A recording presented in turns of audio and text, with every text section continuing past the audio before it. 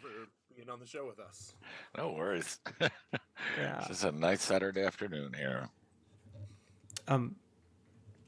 It's Friday, right? Oh yeah, well, my world. You're good. Rhyme or free, it doesn't matter to me. It's my bad poetry. Good day, and welcome to My Bad Poetry, a podcast where we take a deep dive into our poems from youth, yesteryear, or even yesterday, always asking the question, why in the world did I write this? I'm Aaron. And I'm Dave. And today we have with us an engineer, a professor, a public speaker, a poet, with a new collection as of last year called Homeland of My Body. Oh, and did I mention just the fifth of 6 total inaugural poets in the United States, as well as one of 12 recipients of the National Humanities Medal for 2021. Meaning, if you had asked Dave or I even a couple months ago, I think it'd be safe to say we could have never imagined we'd have the honor to say one day, one today of all days, Richard Blanco, welcome to My Bad Poetry. It's great to be here. Great fun today, I think. Yeah. Pretty fun, but Aaron's intros are always terrible. He really slathers on the saccharine sweet whatever. I try to name drop something there. Yeah. So should we get that conversation out of the way? What's it like to meet 2 living presidents? I mean, or more. I don't know how many you've met. But well, it's been an amazing experience. It's kind of terrifying in a different way because, I mean, I'm not an Obama fan, but I'm obviously a fan of Obama for, like many of us, for many reasons. But sure. It's that whole don't meet your heroes kind of thing. So so I really didn't meet him at the inauguration because that's just crazy. That's just like a whole crazy schedule. But right. I did get asked to visit him in the Oval Office, and I was like, what if he's a complete jerk? And I'm happy to report he wasn't. It was like the president next door. You forget he's the president. Wow. So yeah, I said a few things that I was like, like, this is the president of the United States. It's just so disarming that it's just feel like you're just talking to your neighbor, so that's fun. And then of course meeting Biden. Well, Biden was vice president during the 2013 inauguration, so he was like, "Nice to see you again, Richard." And I'm like, "Hey, Joe." He's also a very kind man. So yeah, it's been a wonderful. I mean, I still pinch myself, a little working class immigrant gay kid from a suburb in Miami in the Oval Office, That's so cool. Now, I did see of the other 12 from 2021, Elton John was one of them. Am I correct? Yeah, did you get to meet any of the other 12, or are they handed out throughout the year? No, it's all, we have a big pre-award dinner the night before, and then we're kind of like sequestered in the White House like the whole day without any alcohol. And still, and we're all nervous. Like, it's really funny. I mean, not nervous, but like, it's a big deal, right? So they didn't let us have any cocktails till after the ceremony, probably for a good reason. Probably, right. Oh yeah, I met Julia Louis-Dreyfus, Bruce Springsteen, Gladys Knight, Amy Tan, Colson Whitehead. Who are some of the Vera Wang? And it was really nice because everybody is not, they're not. I mean, I was fangirling, but they're all in a very comfortable space and very open to conversation. So it was like so much fun. And Julia Louis-Dreyfus was one of the first persons I met, and she's like, "Oh, Richard, we're so happy to see your name on the list. We've been reading your poetry for years." I'm like, "That's got to feel amazing." Thank God I wore my Depends because, like, I was like done. But you never know who reads you. The thing is, her mother's a poet in her own right, and has been sharing poetry with her and her siblings for years. So she was familiar with my poetry, and I was like, wow, that is pretty amazing. After that, I was like, okay, Yeah. And with Bruce, we started talking about how he knows his poetry as well, especially, of course, the beat poets and whatnot. And he says he likes to write a poem first and then turn them into lyrics, which working on a musical now, I can see how that works because my composer would rather me sort of just write a poem and then he'll like turn that core into lyrics and rhyming lyrics, right? But you could certainly see that in his work, right? There's a certain evocativeness and a sensuality that comes from, and a simplicity that comes from poetry as well. Yeah, that is so cool. Wow. Yeah, it's been a fun. What a ride. Okay. Well, again, thank you so much for coming on our little show. Sure. Anything else that you want to highlight before we get into the realm of bad poetry? No, I mean, not in terms of career stuff or celebrity gossip, but sure. But I did make Beyonce too. Yeah, just name drop them all. Go. It's good. It's good. She sang if you'll remember, she sang the national anthem at the 2013. Right. But I will say that, and I haven't done this in a while, but I used to begin my undergraduate poetry courses. Like the 3000, the first one, I would bring in Hallmark cards and I would bring in and their first assignment was write the worst poem you can. And there is an anthology, which I've lost, but it's called 101 Really Bad Poems. We need to get our hands on that. Yeah. And I think there's something interesting because we look at the bad poems and then they can recognize a bad poem, right? And when they can write a really bad poem, but then it's funny when it's this is not just the students, it's all of us, right? When it comes down to writing a real poem of your own, you lose that critical faculty. So I was like, but wait, you just wrote a really bad poem and it's not that much better. It's funny how those faculties just leave us, right? Because of course we're so much more invested and so much complex emotions are going that cloud our memory. And the process of getting to a good poem is the clarity of thought, of emotion, of a certain, lucidity that happens by the act of failing, right? Yeah. Wow. Well, Dave, let's see how lucid you were when you wrote this week's poem. Okay. This is my poem called Rye, Blue, and Yellow.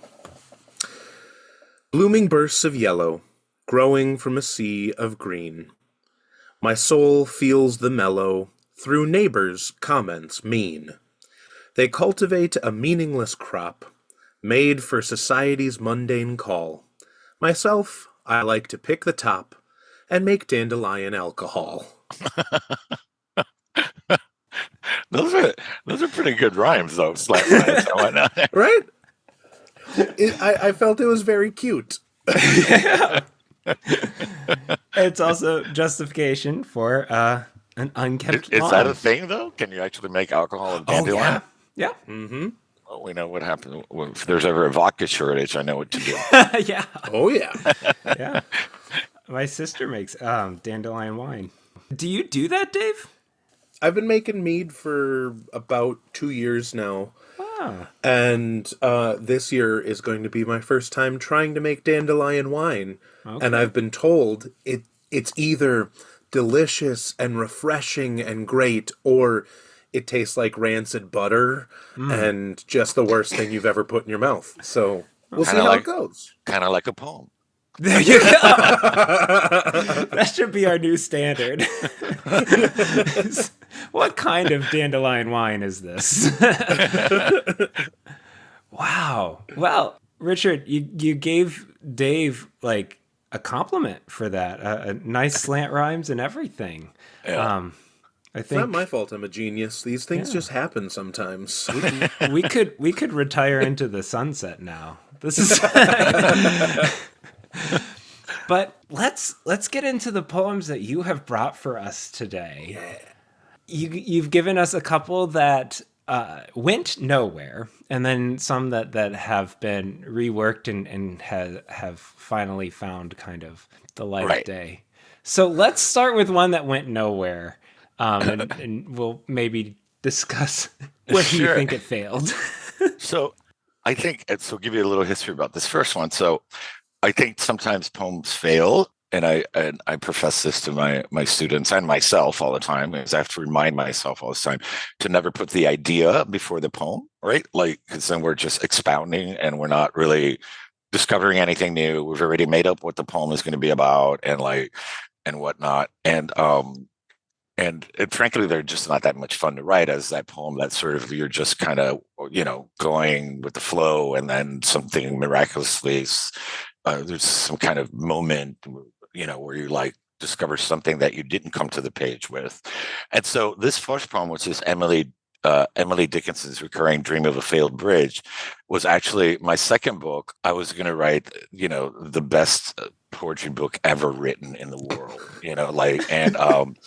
and it's, as you mentioned, I'm an engineer, and I thought my first book had to do a lot with cultural identity, place, belonging, the themes that are still with me, but I ran away from that. Okay. And I thought I was going to do this book about bridges and crossing the bridge from the sciences into the arts. And at one point the manuscript is called Bridge of Tongues. It was a complete, I wrote like a 15-page long poem about the Golden Gate Bridge. When I found out that actually the chief structural engineer wrote poetry, and there's a poem on the Sausalito side that he wrote when the bridge was completed. Anyway, it was all idea driven. The manuscript completely sucked. Meanwhile, I was writing all these other poems that didn't belong in the book because they weren't genius enough, which had to do with all of these same themes. I had been traveling a lot, home, place, those same questions, but in the context of traveling and living in different countries like Brazil and whatnot. But that wasn't genius. No, that was not the book I was going to write. So I wrote this poem to fit the book, basically. And while it's clever, as we say also in poetry, we just abandon poems. Like we don't finish. This is an abandoned poem just because the idea of the book went away. But I was just, it was all idea driven. And if you want to know two poets that are completely opposite in the polar opposites in the world, it's Emily Dickinson and Richard Blanco.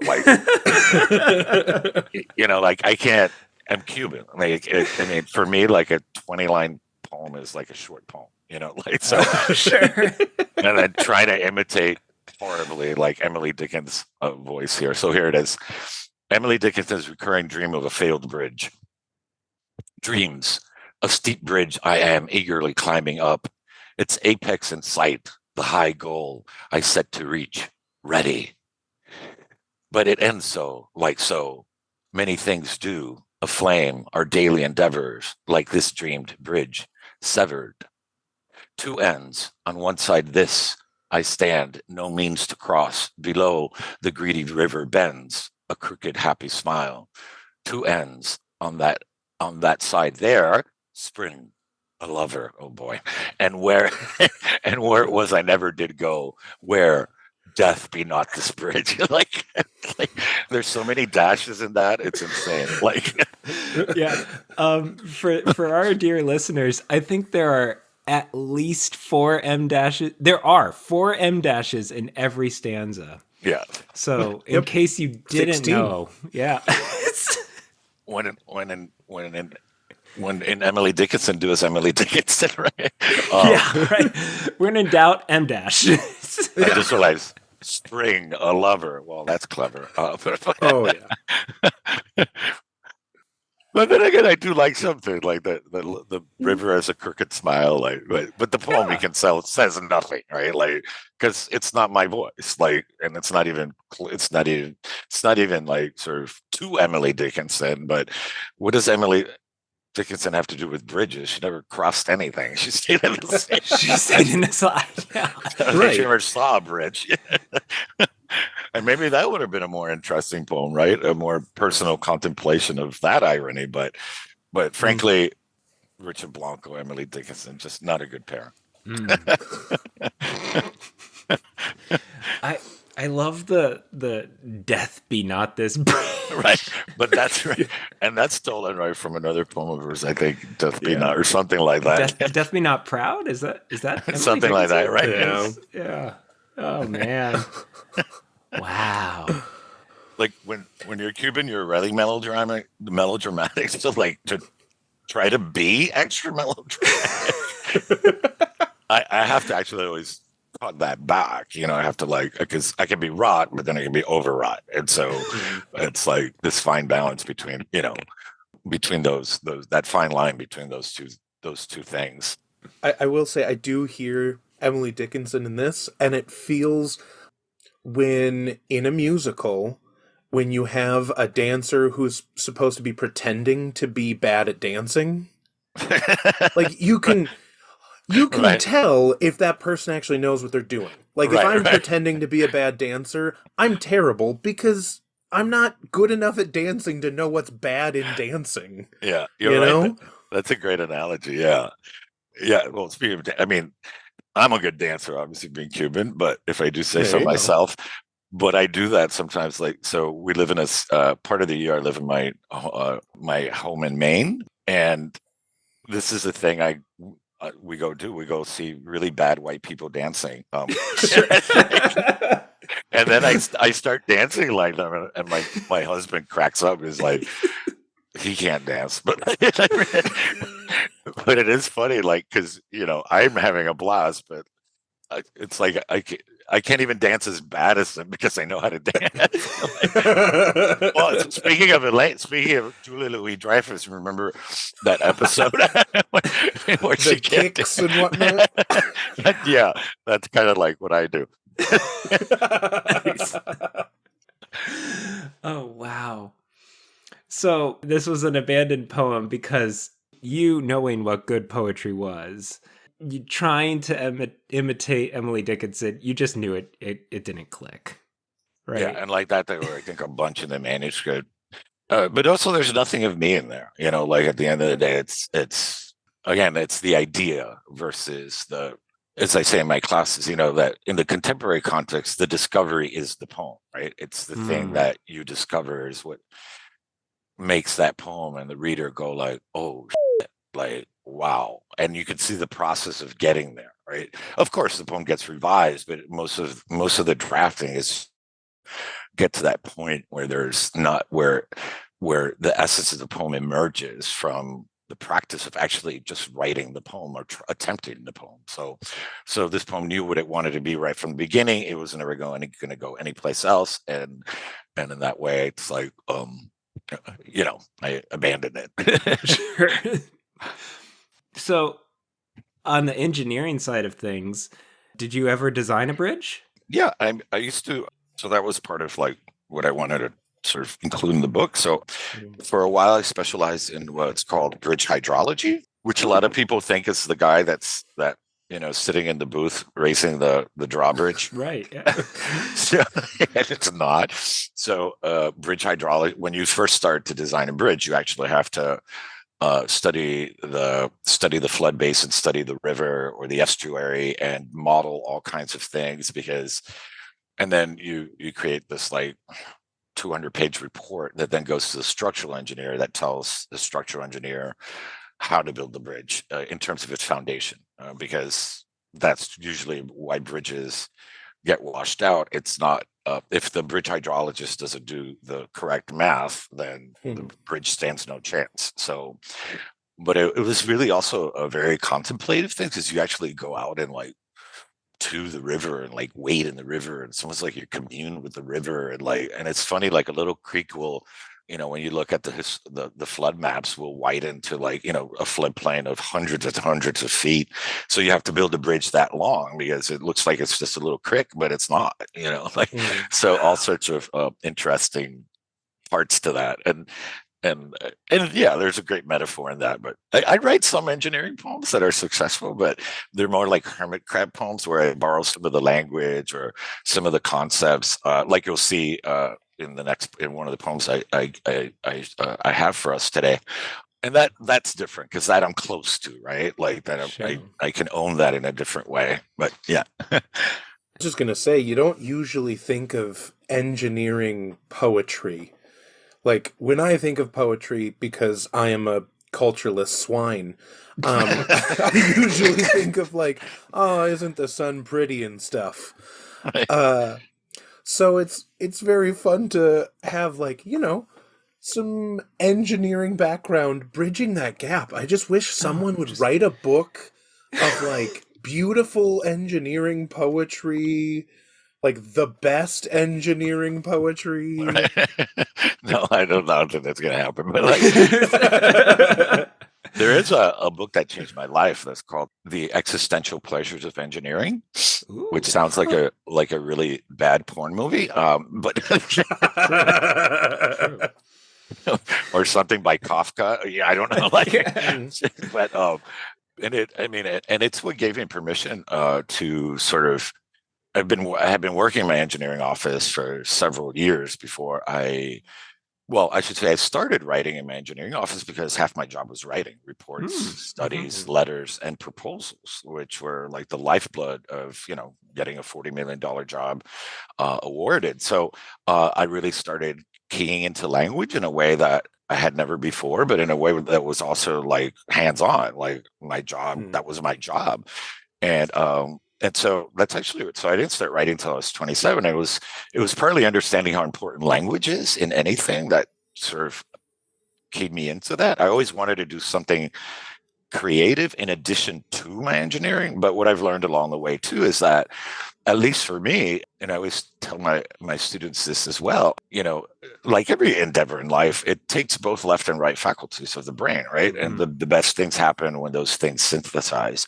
When you begin a poem, for me, it's like there's no left brain. It's like, the only left brain activity at the beginning of the poem is making a martini. And then and then it's just pure explosion of creativity, just throwing jello on the page and seeing what sticks. But slowly what you're looking for, right, is patterns, right? You're looking for logical connections. You have to build an internal logic to the poem and then break that logic, right? And so it's a lot of like, besides the music of a poem too, which is mathematical, like in the way that music is. So I wouldn't say engineering itself, but all the math that I've taken, it's a problem solving skill. And sometimes I think of a poem as an emotional proof. It's like an emotional geometric proof. And I'm trying to find, you have the givens and you're having to piece by piece, line by line, see how those things are connecting to like draw, the conclusion, right? Like, or the discovery. So I've learned that, you need both. And I think it comes back. Like, I think how we talk about revision is really weird because I think we tend to inadvertently profess as writers that, oh, you draft a poem and then you revise it. It doesn't work that way. You're in constant revision even when you're drafting the first poem. And it's a loop. It's not this linear process. Oh, now I'm gonna revise the poem. No, like, and then there's moments in revision that are bring on complete spurts of new creativity that go back to sort of the initial poetry building world, which is just again throwing jello on the page. Even though you've drafted a good part of the poem, there's still moments where you enter into that deep creative space, and then so it's like an iterative process, like an iterative equation where you don't know the answer. You just keep on substituting values till the one side equals the other. This is the perfect segue into one calculus, I think. So right. I think we should dive into that, because I think is uncertain C principle, is that I feel like I just read that last night.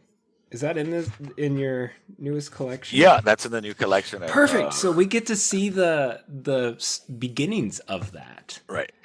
So this poem comes from, again, more of an idea poem, but I became so this is a villanelle, and so for those listeners that might not know, a villanelle repeats entire lines in a pattern throughout the poem.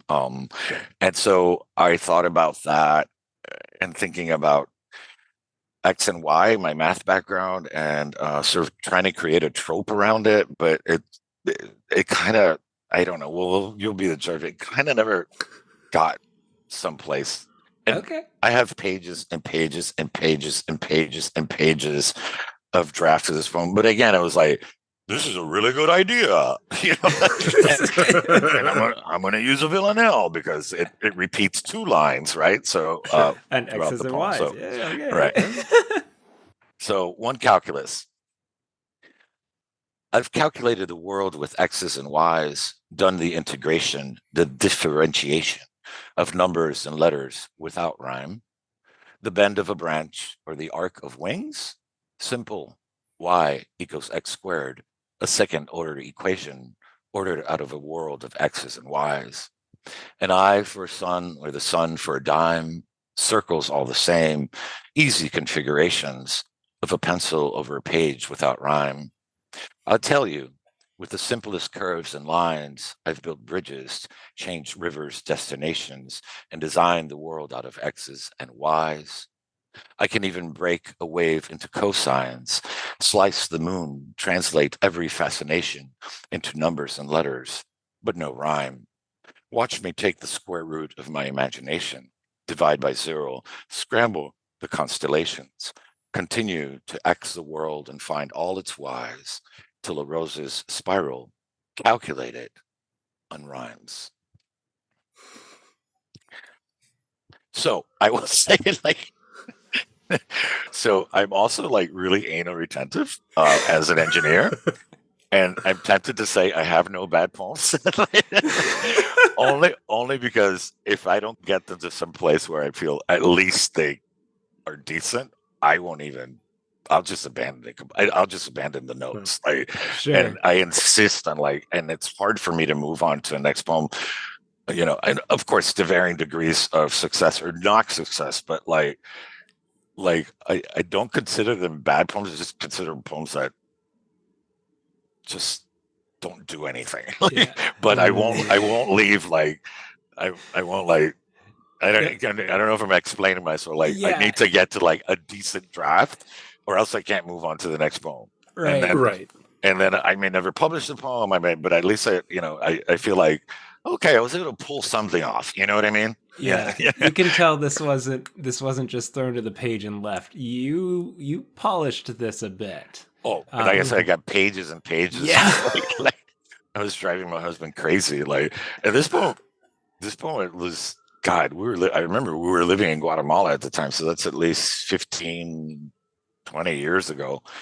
And he's a scientist, so he loved the idea of the poem. And I was like, no, I don't want to see another draft. I'm done with this poem. It was obsessive, and I think that's also bad, right? When we get obsessed about a poem or an idea. So usually I can get to a draft enough where I can put the poem away, or I give myself that week and a half. And if it's not going anywhere, I have a folder that's called startups. And I believe me, I went through, oh my God, what I discovered trying to find poems for you guys. Oh my God. They were like, what? I forgot I totally even wrote this. We might have to have you back on if because I'm really a good record keeper. I mean, I have poems from graduate school. Wow. Nice. And that was 1997. So are you telling me that one calculus eventually turned into Uncertain C Principle? Yes. And so wow, this is the weird thing about this is the weird thing that happens also with poetry for this last book, which is a new and selected for reasons I'm not going to get into, but I had to add 10 poems extra for publishing rights, complicated poetry and publishing business crapola. And so I'm a bone dry writer because my thesis was published. So every time I finish a book, I'm kind of I don't have anything new. Sure. So I dug back in stuff from graduate school or some of those drafts that I never went back to. And I realized in getting these poems for y'all that villanelle turned into this poem years and years ago. And then I was asked by American Scientific to contribute a poem to a column they have about poetry. And I was like, I'm not going to write a new poem. I know. Yeah. And I was like, oh my God. So sometimes things that you think are failures, you're just not ready for them in your life, or the world isn't ready for them. So this got published as a new poem. And it got published, yeah, Scientific American. They did a beautiful spread with the ocean in it. So I realized it was eventually, not even knowing, that this poem was inspired or was an outgrowth of that other poem. But as you'll see here, the themes of home, belonging, identity really showed through, right? Like it wasn't just the idea of quantum physics or like creating the world and like whatever. Interesting, this poem became part of the finale of the play that I wrote with Vanessa Garcia, which we incorporated into the script, because at the insistence of the artistic director, she's like, this is like the ending we've been looking for in this play. Like, and I'm like, are you sure it's about Heisenberg? So, and then since listeners can't see, but it's a poem that's written, it's what's called a stereoscope. So it's written in 2 columns, centered, justified. So you can read it as one column down, and like a newspaper, or you can read it left to right, like you would a poem. So it works in more than one way. So Heisenberg, for those who don't know, the uncertainty principle basically says that, if you measure, the more you know one thing, the less you can know about another factor, right? Because us looking at something already affects what we're not seeing, right? So I took that as a metaphor here for my own quest for finding the self. And it's full of sea imagery, which is my go-to all the time. So here we go. Uncertain sea principle, SEA principle, after Werner Heisenberg. The more I measure X, the less I can measure Y. The more I know where I am, the less I know where I'm going. I scribble my name across the sand. The burnt orange moon rises, cools, disappears. The more I know where I'm going, the less I know how to get there. The ebb of each wave seduces me. Silhouettes of sailboats sleep till morning. The more I know how to get there, the less I know when I'll arrive. Freighter lights burn on the horizon. Sea oats sway to the wind's pitch, like candelabras floating toward port, like inverted pendulums of timelessness. The more I know when I'll arrive, the less I know where I am. The tide rises on cue to kiss the shore hello. Seagulls obey every night. The less I try to solve for Y, the more I can solve for X. The less I know where I am, the more I know where I've been. Rustling palms protest losing their green to the darkness. The sea gives and gives itself to the shore, yet returns again and again to itself. The less I know where I've been, the more I know who I can be. The ocean vanishes into the midnight sky. The midnight sky vanishes into the ocean. The less I know who I can be, the more I know who I am. There's no horizon in the stark night. Even in the dark, my eyes shape clouds. The less I know who I am, the more I know that I am here. I erase my name with a wave of my palm. I clutch a fistful of sand, breathe, listen. The more I try to determine my I, the less I can determine myself. So you see, there's a lot more of me in there, right? Like It's so different. Yeah. Yeah. And the imagery, and like the other one had no imagery, which was just, foundation of poetry, sensory details, and yeah. So yeah. There's this poem. So in a way, I had put this poem away and thought, it's an outlier, at least, if not a failure, at least an outlier. I'm like, I'm not writing about this. I'm not writing about math anymore.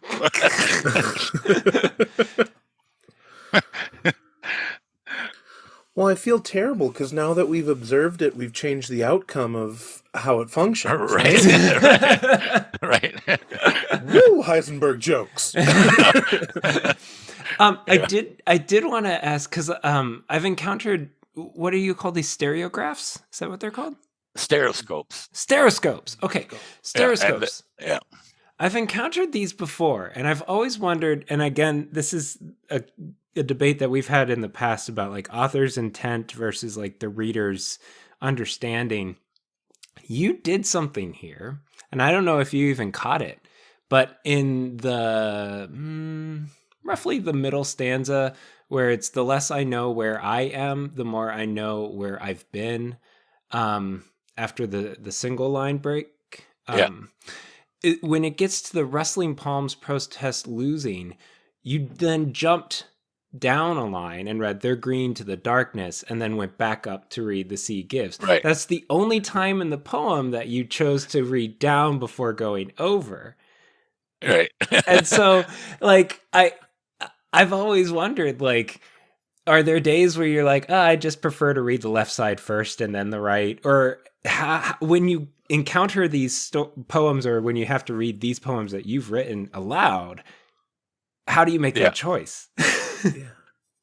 Yeah, I think sometimes I'll read it a couple of ways just to, if you know, this it's more of a poem that you have to see on the page too. So but so yeah, and I discover little things. I mean, some of them are tighter or connect more interestingly, but you can also read it down the left side. Like the less I try to solve for why, the less I know where I am. Rustling palms protest losing the green darkness.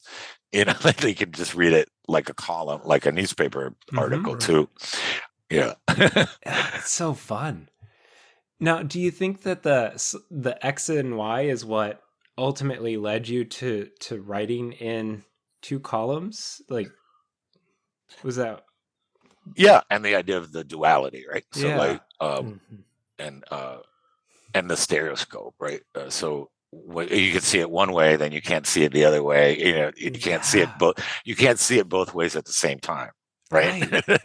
So yeah, and then so that made sense. And stereoscope, so it comes from remember, like the well, it goes back to the Victorian era, but you know, remember our viewfinders, those yeah, it's the idea that there's 2 separate images and then blending makes the picture, right? Like, and it looks like 3 dimensions. So there's another word for it that's more popular, but I forget what it is, another term for it. But you want to sort of introduce the next poem kind of thing, conversation? Well, yeah, if I want to respect your time. So do we want to do a short one? We could do the paper shredded haiku and then call it a day? No. We could do the Only Island? Motel. I think that's much more worth it. Yeah. No, okay, the Only Island and then Golf Motel. I'm not going to read any of those comments. I just thought it was interesting for you to see feedback comments. So yeah. Okay, cool. Let's do it. All right. So this poem, and I was thinking earlier that sometimes those poems that we think are failures and we put them away, and then somehow we end up sharing them, and then like, oh my God, you know, you realize it's an incredible comment because of the feedback from the audience or readers. And this poem had a similar trauma. so when I moved to Miami the first time, moved out and moved back the first time, moved out again, and now moved back part-time. I was very much in love with my old Miami. My memories of my old Miami and South Florida in general. And so like anybody, I was taking trips down memory lane and trying to see these old places that, you know, from my childhood and even my teenage years. And one of those places was the Golf Motel. Which was poor man's vacation, like in the middle of July, like, you know, somewhere in Marco Island on the West Coast. And so I went there, and of course, thinking nothing had changed because our memories don't change. In fact, they get even more colored, right? And so I wrote, I'm not going to read, in the interest, I'm not going to read the whole thing, but you'll see the gist of where that poem ended up becoming. And I was just like really pissed off, you know, like I was like, swearing, cussing like a sailor, and like, how dare they, blah blah blah, during my childhood, like. And what I was talking about, the moment of discovery, that discovery wasn't here yet. I was just, like, just venting. And so I'll just read you a little piece of the first draft. It's called The Only Island.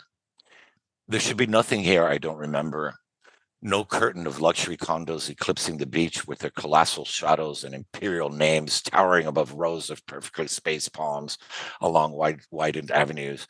There should be no island disfigured by fishing canals and golf courses, nor made-to-order mansions. No, just one just like the other, sitting like a cake decoration on flawless lawns. There should only be what I remember, only the second floor efficiency of the Gulf Motel with linoleum tiles, a kitchenette, and the sea in the window, blah, blah, blah. So it goes on, like, you'd see like there's a slightly pissed off there. Yeah, just a little. And then my partner, Mark, said, that's the worst poem we've ever written. And I said, no, it's not. Like, it says exactly what I want it to say. And he was there with me, like, when we were looking for this place, or not touring, but going down memory lane. Yeah. And I wanted to show, this is where I used to play, and this is all of these great memories. I realized, as I said, it says exactly what I want to say, right? The golden rule of writing: show, don't tell. And I realized that, where was the showing? And so I basically abandoned the entire poem and kept the only one line that I found was interesting. And that was a mystery to me, right? There was somehow a psychologically mysterious and also linguistically mysterious. And it's the line, there should be nothing here I don't remember. And as you can tell from the snippet of the first one, there's a big narrative distance. I'm not in the poem. I'm just bitching about stuff, but like, I'm not diving into the core emotion or the deeper emotion that I discover in this poem. Still, when I finished the poem, I still thought, maybe because it's vestiges of like that horrible poem before. And I remember the day I first read it, everybody's like, that poem is just, people are crying in the audience. I'm like, that piece of shit? Like, really? And then it ended up becoming the first poem in my third book and the title of the book itself, Looking for the Gulf Motel. So here's the somewhat finished and not finished. Well, it's finished for now. I'm not going to change it, but Sure. the deeper, the poem within the poem that, that comes out of a failure. Looking for the Gulf Motel, Marco Island, Florida. There should be nothing here I don't remember. The Gulf Motel with mermaid lampposts and ship's wheel in the lobby should still be rising out of the sand like a cake decoration. My brother and I should still be pretending we don't know our parents, embarrassing us as they roll the luggage cart past the front desk, loaded with our scruffy suitcases, 24 loaves of Cuban bread, brown bags bulging with enough mangoes to last the entire week, our pressure cooker, the espresso pot, and a pork roast reeking garlic through the lobby. All because we can't afford to eat out, not even on vacation. Only 2 hours from our home in Miami, but far enough away to be thrilled by the whiter sands on the west coast of Florida, where I should still be, for the first time, watching the sun set instead of rise over the ocean. There should be nothing here I don't remember. My mother should still be in the kitchenette of the Gulf Motel, her daisy sandals from Kmart still squeaking across the linoleum, still gorgeous in her teal swimsuit and amber earrings, stirring a pot of arroz con pollo, adding sprinkles of onion powder and dollops of tomato sauce. My father should still be in a terry cloth jacket, smoking, clinking a glass of amber whiskey in the sunset at the Gulf Motel, watching us dive into the pool, 2 boys he'll never see grow into men who will be proud of him. There should be nothing here I don't remember. My brother and I should still be playing parcheesi. My father should still be alive, slow dancing with my mother on the sliding glass balcony of the Gulf Motel. No music, only the waves keeping time. A song only their minds hear, 10,000 nights back to their life in Cuba. My mother's face should still be resting against his bare chest, like the moon resting on the sea. And the stars should still be turning around them. There should be nothing here I don't remember. My brother should still be 13, sneaking rum in the bathroom and sculpting naked women from sand. And I should still be 8 years old, dazzled by seashells and how many seconds I can hold my breath underwater. But I'm not. I'm 38, driving up Collier Boulevard, looking for the Golf Motel, for everything that should still be, but isn't. I want to blame the condos, their shadows for ruining the beach and my past. I want to chase the snowbirds away with their tacky McMansions and yachts. I want to turn the golf courses back into mangroves. I want to find the Golf Motel exactly as it was and pretend for a moment nothing lost is lost. So um, a lot more showing, right? Yes. But what the real sort of when we're talking about discovery, right? What's the deeper emotion, right? What's the more complex emotion? And it wasn't, anger is a symptom emotion, right? And that anger, this poem made me dig into what that anger was about, and it was at many layers. It's not just about nostalgia; it was also about basically, in some sense of the first brushes with real mortality, that the world moves and doesn't give a shit about you, like the lack of human agency. But then there's also, I think in this moment, also there's the contradiction that even though this place is lost, I found it, right? Because it's right there. Yeah, and you think I liked watching my parents dance and smooch on the balcony when I was 12 years old? Like, no. I mean, I used to kick and scream, oh God, not going to Marco Island again and embarrassing us with the food. Like, I want to listen to AC/DC and like, whatever. Like, and then it speaks to the old cliche of you don't know what you got till you lost it. So if the Gulf Motel would have been there, I would have probably dismissed it in the same way that I had before. Right. But the fact that it wasn't there made it all the more special. And then also, saving that kind of disappointment, or I guess a little bit more of the anger towards the end of the stanza, where like, okay, now you're going to feel that loss with me because I just took you through it, right? I just took you through everything that was my memory. And but really, I just kept that first line, and I said, okay, Richard, go, like, start writing. Just start writing. Like, and every time I would come to a stopping point, I just repeat the line and go. So the whole poem, in a way, is an unpacking of what that abstract thematic line means, and I had to discover that for myself. So there's and it's like this is such a personal memory, but so many people connect with this poem because beyond my own power, willfulness of being a poet, but there's a nerve that everybody has a place like this in their life, right? And the stories that I hear from people of like, I mean, it's not always a motel. Sometimes it's an old aunt's house that they used to visit, or a vacation spot somewhere else. There's always this little North Star somewhere in our hearts from our childhood that that stays with us, and we kind of, it's there, and we never really touch upon it. And then when we do, we realize, oh my God, like, so anyway, all that, I realize how special, and how, despite being working class and lower working class, how my parents managed to create these beautiful memories for us that I couldn't appreciate at the time. I can only do so as an adult, and when they're gone, and they're not gone, right? Well, and that is just fascinating, because like when you read the first one, I connected to it because you are an extremely talented writer who can get us emotionally invested.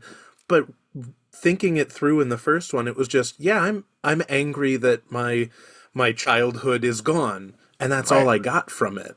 Like Right. I fell into it, but it didn't take me anywhere.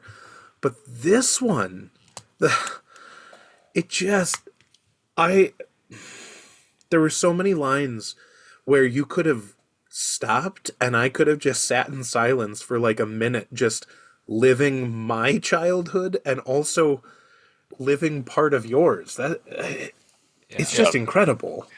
Yeah. That's what happens in the Yeah. best of circumstances with art, where it no longer, as we say in poetry, it's no longer my poem, right? Like, Right. Oh, but I realized again the critical mistakers was telling and not showing. So, right. you know, to make you miss your own place, I have to show you mine, right? Yeah. Yeah. Yeah. In all its details, and then I take it away from you at the end, right? Like, Right. and so even the structure of the poem changed. It wasn't like, you don't realize the narrator is actually literally physically looking for this place, driving around, and you're like, oh Yeah. shit, like it even surprised me. I'm like, so I had the poem backwards. See, and that Right. happens too when poems fail, and we look for that too. Like sometimes the beginning of a poem is really the end, and it's like you have to get there, and you have to earn it, right? You have to, yeah. All right. Well, yeah, I don't know if we've earned our end or not, but we do need to wrap it up. Richard, this has been such a blast. But you have given us two beautiful poems already. So typically at the end of My Bad Poetry, we end each week with the words of a true poet. You've already ended our time with the words of one of your published works. If you're willing, by all means, you could share another one at this point. Otherwise, we'll just we'll call it a day and hope it's a good one. No, I think we're good with Golf Yeah, Motel. yeah, I mean, I agree. I agree. the poem I have to live up to the rest of my life. Yeah. This has been My Bad Poetry. Now go on and write some really bad poetry to get to the good ones. Yeah. Perfect. Well, thank you so much, Richard. This is All an right, guys. honor. It was great Have to a- meet you. Same here. Yeah. Have a great weekend. Yeah, you Yeah, too. you too. Thank Bye. you. Take it easy. He's so talented. Yeah. Yeah. Oh my gosh. Rhyme free doesn't matter. It's mine.